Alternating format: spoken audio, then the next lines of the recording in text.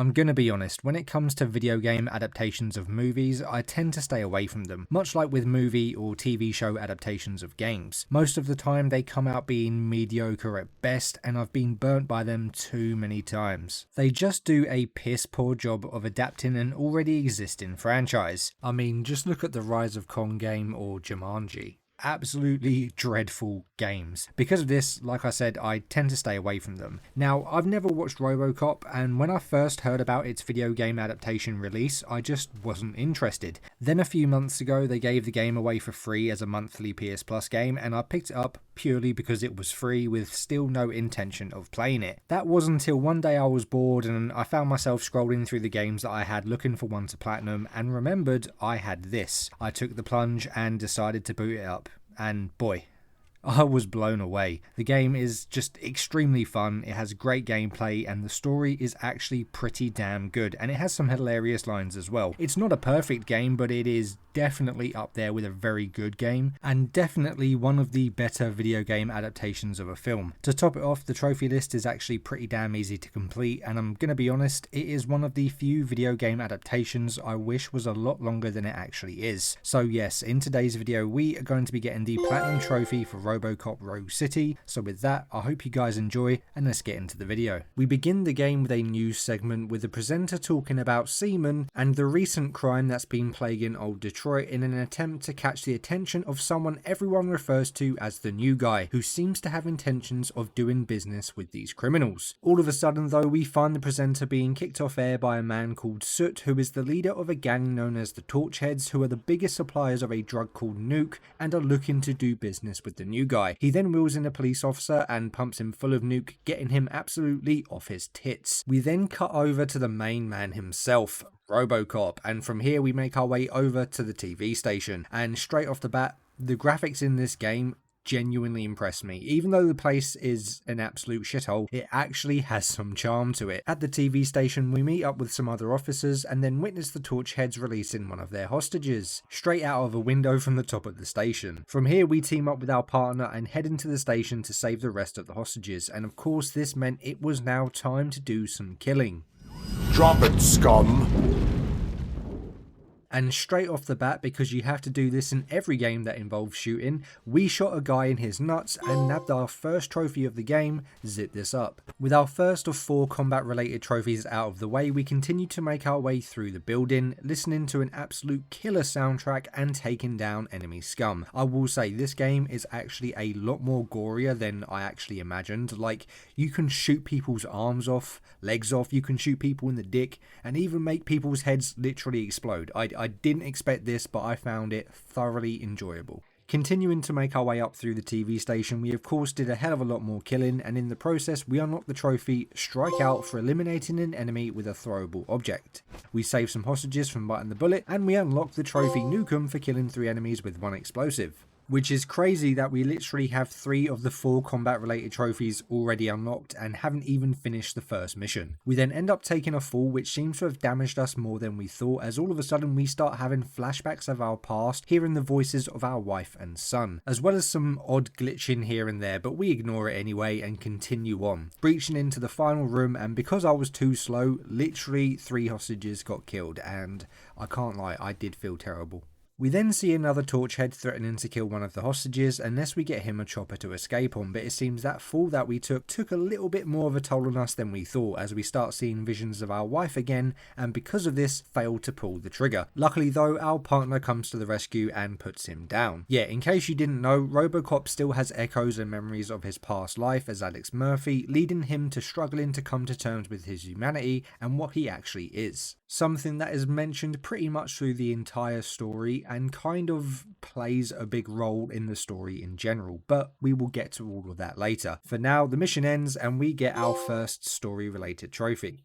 Back at the police station, we find out that our malfunction had been caught on camera and had since become a main talking point on the news. Because of this, a higher up in the OCP named Max Becker wants to keep a very close eye on us, and because he can't just have us scrapped, much to his disappointment, he instead just has a monitoring chip installed in our cranium so that they can watch our every move. Basically, He's an absolute penis. Oh, and this also means we are required to undergo evaluations, which isn't such a bad thing. These evaluations are where we get to see how we performed for each mission. It doesn't really take into account kills or the speed at which we done things, but instead focuses on the completion of certain objectives and secrets that we find. And even though I did let 3 hostages get unalived, I am still the best cop on the force, and because of this I got the trophy Officer of the Month for scoring an A on any evaluation. Honestly, scoring an A is pretty damn easy, and I think there was actually only one time where I scored a B throughout the whole story. As long as you go around to look for secrets, collect evidence, and complete as many side objectives as you can, getting an A will come pretty naturally and pretty easily. This then rewards us with XP, which we can dump into a number of different skills, one of which is needed for a trophy later on, and of course getting any of these skills to max rewards us with another trophy. I decided at the current moment in time to put 2 of my 3 skill points in deduction skill tree for better XP gains, and 1 point in the engineering skill tree so that we could work towards getting the skill we need for a trophy later. At this point we are then tasked with heading over to the shooting range to make sure we are still good to go when it comes to shooting, and on my first round I unlocked the trophy dead on for getting a score of 150 points. Now because I know that I can do better, and because I wanted an unbeatable score, and I guess because there's 2 more trophies linked to the shooting range, I decided to give it another go, this time scoring a whopping 260 points, nabbing us 2 more trophies.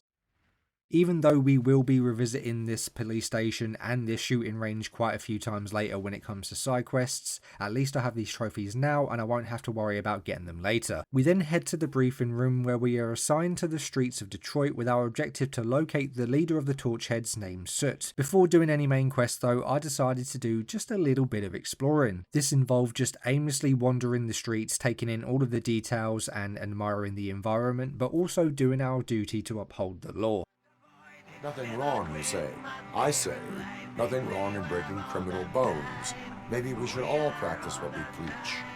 And in upholding the law, we are given a moral choice. Do we give the homeless drunk guy a warning for drinking in public, or do we give him a ticket? And so I thought to myself, what would Robocop do? I mean, he is designed to uphold the law, and so you best believe we slapped him with a ticket. Did feel a little bit bad, but hey, he probably won't pay it anyway, and I got another trophy, so all good. I also took on a number of side quests that we can find in this area, but I'm only going to talk about the one that has a chapter specific trophy, that being the quest Who Killed Casey Carmel. We begin by investigating the crime scene where we find that Casey Carmel was a woman of many talents, specifically in the sexual nature of things. On the body we find a blue handprint on her arm as well as tire tracks leading away from the area. We also question one of the local homeless guys and he tells us that it was aliens. Lucky for us, we cannot be anally probed, so we had nothing to worry about. We make our way over to a local film set where we find out that this blue handprint was actually the result of a new sunscreen that was currently being used in filming an advert for the product itself. We also discover that an actor named Jerry Jenkins was going to be wearing this product while filming,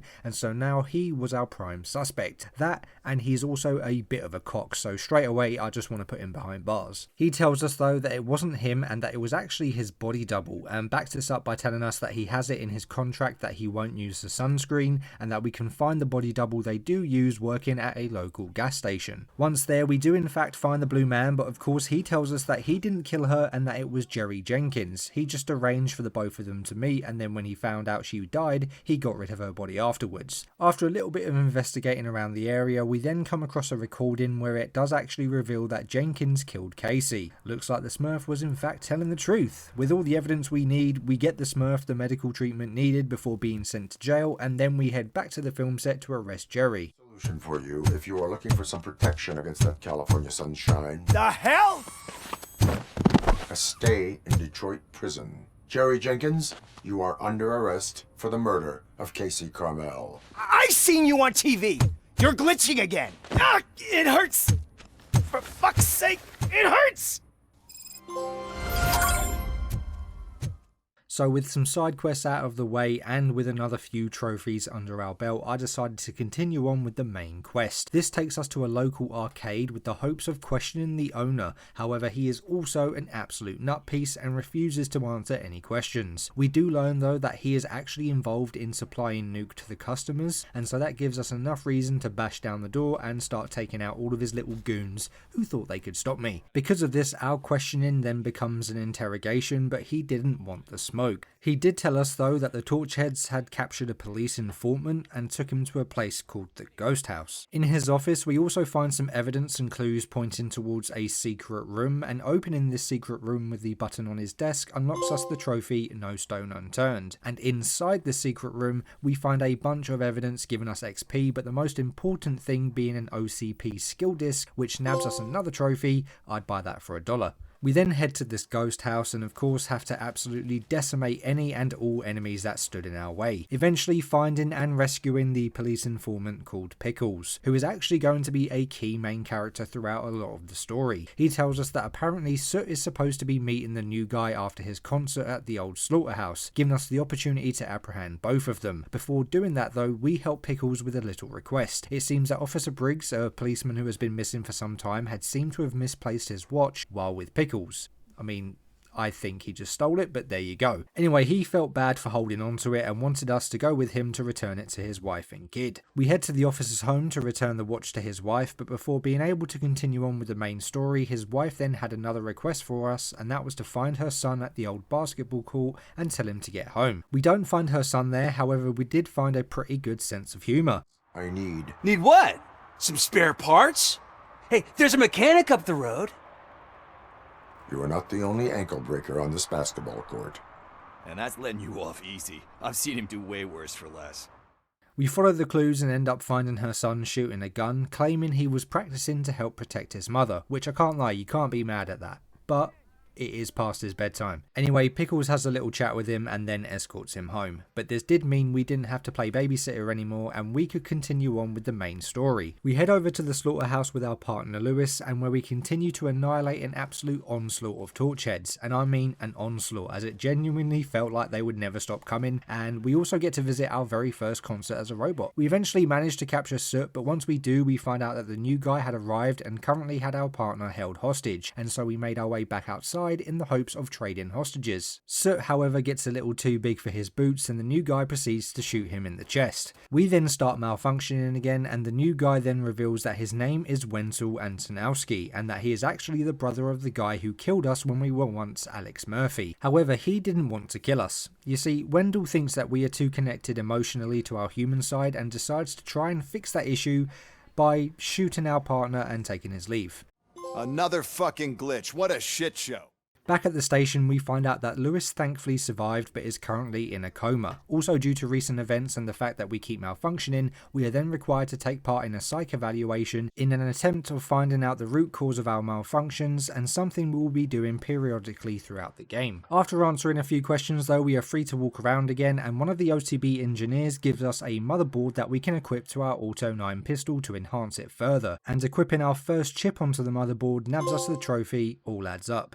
As Lewis was no longer with us, Becca decides to hire a boy called Ulysses Washington that had no prior policing skills, and then assigns him as our overseer with strict instructions to report to him everything that we do, including taking on any cases, as apparently we are now taking off of all of them. Yep, we now had the job of helping sort out the files in the archive room. We decide though that this is the biggest waste of our potential there is, and so decide to ignore Becca and follow our pursuit in finding Wendell and the missing Officer Briggs. This takes us to an abandoned steel mill home to a biker gang known as the Street Vultures, and of course, being a biker gang, there had to be enemies that attack us while riding their bikes. I can't lie, out of nearly every enemy in the game, these have to be some of the most annoying purely because of how annoying they are to actually hit. Taking one of them down though by shooting the gas tank does nab us another trophy. Continuing through the steel mill, we eventually come to an actual minefield that we then have to get across, and while doing some exploring, I end up finding a train that I can hotwire to open up a nearby set of doors. Inside this new area, we can then climb up the train and get into a hidden room that holds an OCP container, and inside it, we find one of the best PCBs in the game, as well as the trophy Good Eyes Murphy for finding it. Eventually, our trail for Briggs leads us into a massive freezer room where we find the said officer as well as a bunch of other people dead in an ice tub, although the reason why is unknown. We report our findings back to Washington and then regroup back up with a bunch of officers who have also brought along a mech called ED-209 to fight our way further through the steel mill and capture the leader of the Steel Vultures. We also talk to a local news reporter called Samantha Ortiz who had recorded our malfunction at the beginning of the game. We do have multiple opportunities to talk talk to her throughout the game, and each time, depending on our reply, can either increase the public's perception of us or lead them into disliking us. But seeing as I want everyone to like me, I try to choose the good options. Something to note though, that this doesn't really have any effect on the ending of the game. We then lead the assault on the street vultures, and this then throws us into some sort of little mini game where we compete with the other robot to get more kills. But I can't lie, I feel a bit cheated out of a win here because he just kept stealing all of my kills. I'd be shooting someone in the body or the head, and then he would come along and put one bullet into him and kill them. Absolute BS if you ask me, but don't worry, I would get my revenge shortly. We end up finding Spike and go to hand him over to Officer Keys. However, the ED-209 then turns on us, allowing Spike to escape and killing the officer in the process. And so now it was time to take our revenge on this kill-stealing machine. Can't lie, this boss fight was pretty damn difficult. Like, I didn't expect it to be easy, but also didn't expect it to be this hard. It had miniguns that almost constantly fired and rockets that took off a massive chunk of health. And on top of that, it just seemed like I was doing so little damage, and I wasn't sure if I had the right upgrades on my gun or whether it was just supposed to be this spongy. Using every single bit of cover I could find to my advantage though, I eventually managed to take it down. This does bring an end to the mission and we unlock another trophy. We then head to the hospital to visit Lewis, but she is still in a coma, so doesn't talk to us. We do, however, find out that a robbery had recently happened at the hospital and that Wendell was involved. And for some reason, they actually stole a bunch of human bodies that had their brains still intact. A bit creepy and a bit specific, but as to why they need these bodies, we still don't know. Finishing the mission though, we do manage to get enough XP to max out one of our skill trees, and upon doing so we unlock the trophy Practice Makes Perfect. Although I actually ended up coming off of the game after this for a little break, and then when I came back on it later on, it reverted me back to the end of the mission before I'd spent the skill points, so thankfully I now had the trophy and was able to put those skill points into some other skills that I would put to more use anyway. Our next main mission though was completely different and had us assisting a SWAT team in stopping a bank robbery at an OCP bank being committed by none other than the street vultures. Again, we get thrown into another efficiency minigame, and even though they tried their best to steal our kills, I made sure to get well ahead of the team, ensuring I came out victorious. And they wasn't happy about losing. Don't act like you're all that impressive. With all that fancy tech,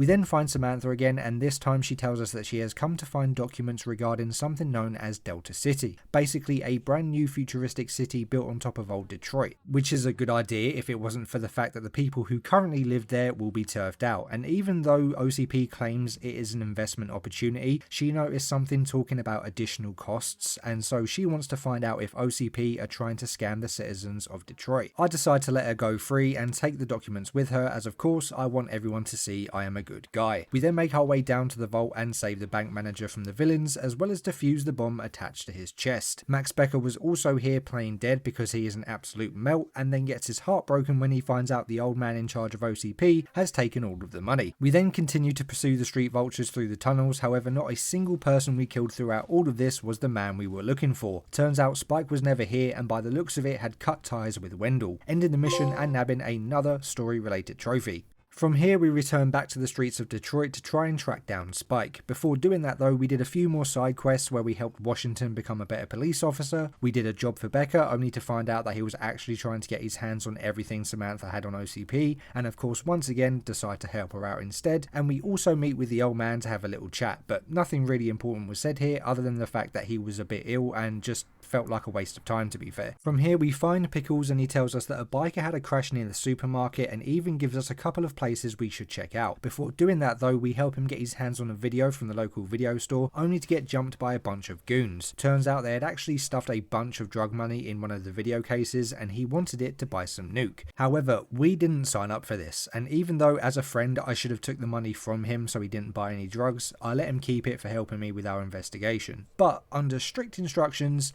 he doesn't buy any more drugs. Spoiler alert, he does buy more drugs. Following the leads and getting some more information, we eventually find Spike's apartment and then save him from being killed by a group of torchheads. We then use a computer in another room to track Wendell's location thanks to him watching the beating all take place, and then make our way over to the mall to find him. We confront Wendell, but of course he decides to leave and then we have to deal with the torchheads. Didn't do that great of a job though, as we then get run over by a car, causing us to suffer some pretty serious hallucinations. We walk through endless corridors because of course every hallucination sequence in a game has to have one. We visit Alex Murphy's home before he was Robocop, and we also end up shooting ourselves. Well, the Alex Murphy before we was Robocop. Or maybe he shot me, I don't know, but I'm pretty sure I shot first. Thankfully though, Samantha then brings us back to reality and we arrest Wendell. Before taking him in though, he claims he can give us back all of our memories and even tells us that we are working for the same boss, which if that's true, can only mean someone at OCP is pulling the strings. Nevertheless, we complete another mission and unlock another trophy.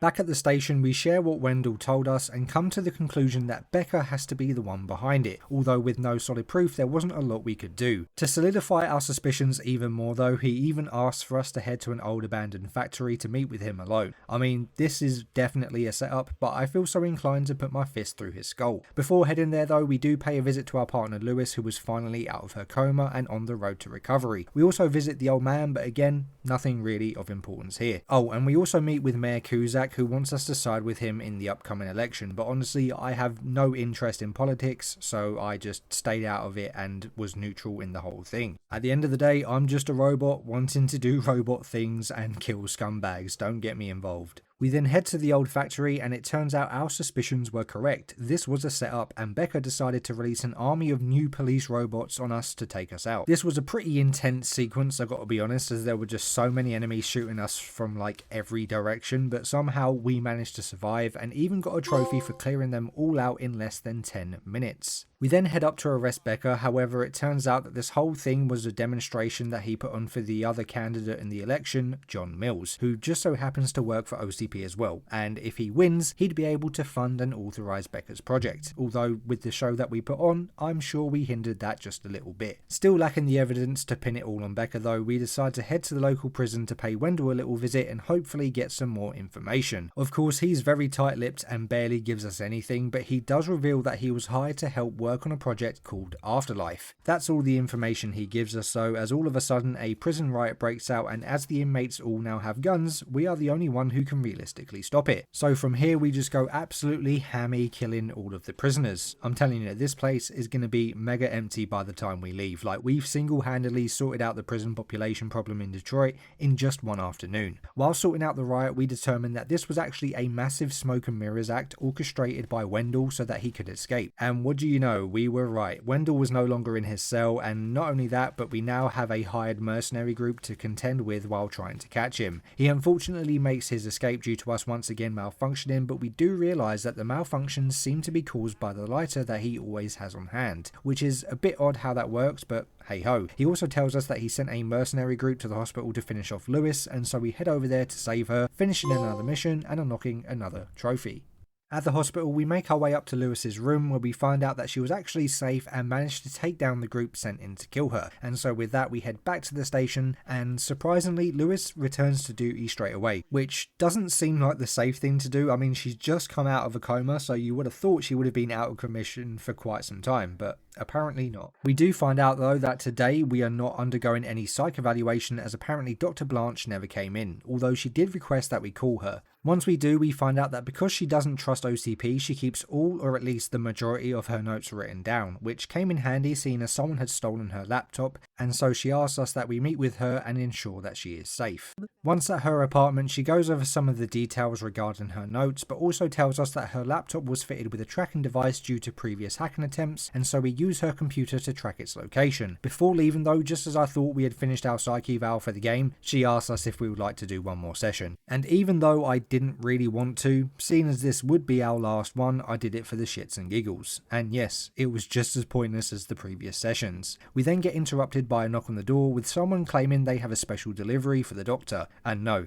it wasn't the Nintendo Switch 2. Yes, it was instead the very same mercenary group sent to either kill or capture her, and so we now have to fight our way out of the now burning building and escort the doctor to safety. And as we are making our way out of the building, we also manage to save a cat from becoming char-grilled, and in doing so, nab the trophy, a real hero. After escaping the building, Lewis then comes to pick up Dr. Blanche to take her to safety, and we head to the coordinates of the laptop. This leads us down into the sewers where we find a boatload of mercenaries as well as some new toys that they brought with them. Yes, these are turrets. Like I said earlier, there was actually a skill that we could unlock tied to a trophy, and this was it. We managed to find one of the computers linked to the turret, allowing us to hack into it, and in turn earning us the trophy, may be used against you.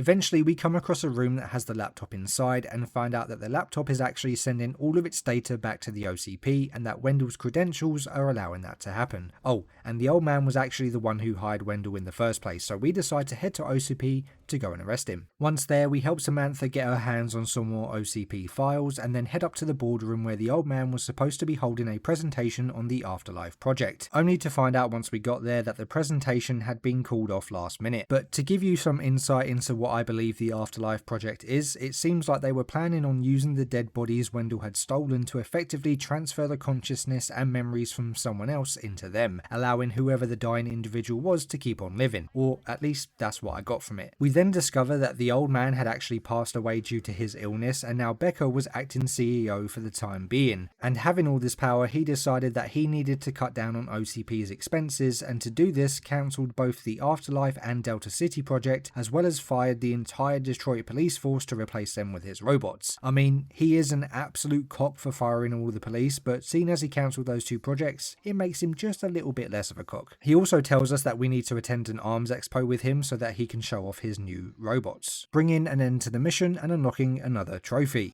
Now, you leave. Bitches, come! It's time to celebrate. We attend the expo, give the public a smile. Do you ever just stop? We won, so smile.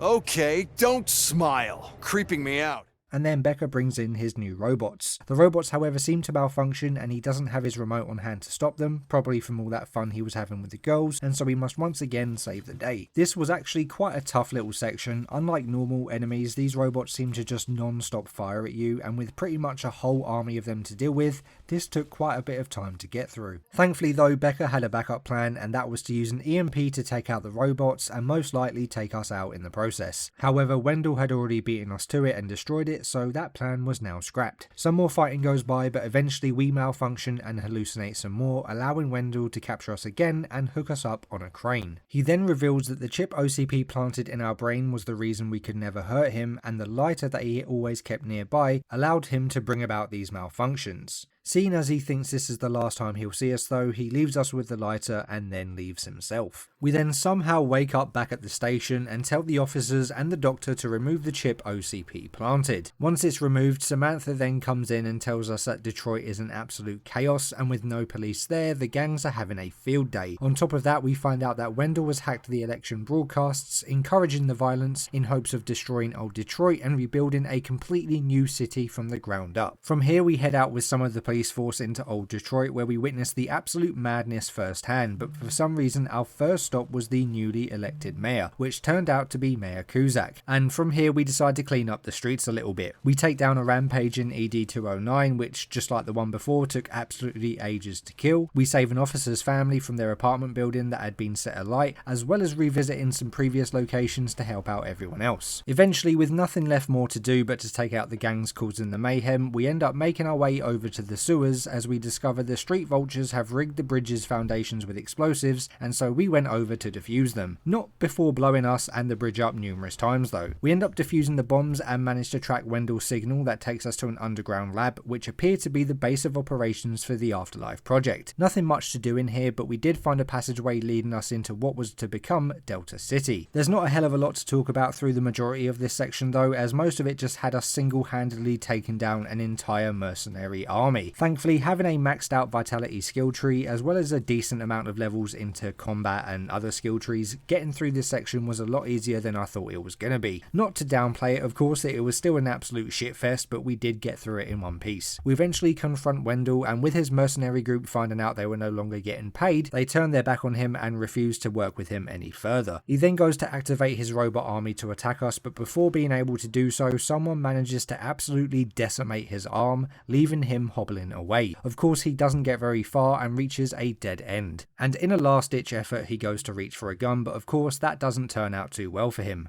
Why don't you die like one?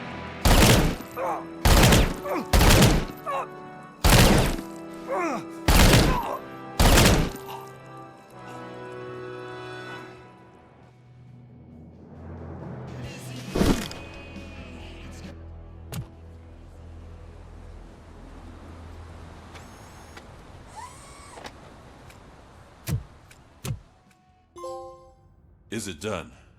Is Wendell Antonowski Dead. Back at the station, we have a little celebration, however we are not finished just yet. We find out on the news that apparently some sort of creature had made their way to OCP headquarters and was tearing the place apart, and so we had one last shift to get through. At the OCP we find that a massacre had gone down and catch wind that the creature was at the top of the building. We reach the CEO's office but we don't find a monster. Well, we do, but not the kind of monster I was expecting. Turns out the old man had used the Afterlife project to somewhat transfer his consciousness into whatever this thing was, and now wanted to kill Becca as well as us. As to why, I don't actually know, and also I have no idea why he just didn't turn himself into some sort of Robocop Mark II, at least allowing him to speak properly instead of doing whatever this is. Scrapyard of prison, creep. From here, as you can probably guess, we had a boss fight, and quite a lengthy one at that. This wasn't overly difficult, just very long. Our pistol, despite its upgrades, didn't really do much damage, and there was only a limited number of weapons we could pick up around the area. But thankfully though, there are more as we proceed to crash through the floors to the lower levels, but there is still just a limited amount in general. Not gonna drag on talking about the boss fight because it is literally just us shooting the boss, so let's skip to the end. We managed to take him down and the old man robot thing gets trapped under the rubble. From here we are given 3 choices: save him, leave him, or kill him. Now I definitely wasn't going to save him as he was a big reason why all of this was happening in the first place, and I didn't want him to go out quickly by killing him. I wanted this man to suffer just like he made us suffer, and so I decided to walk away, leaving the collapsing building to finish the job.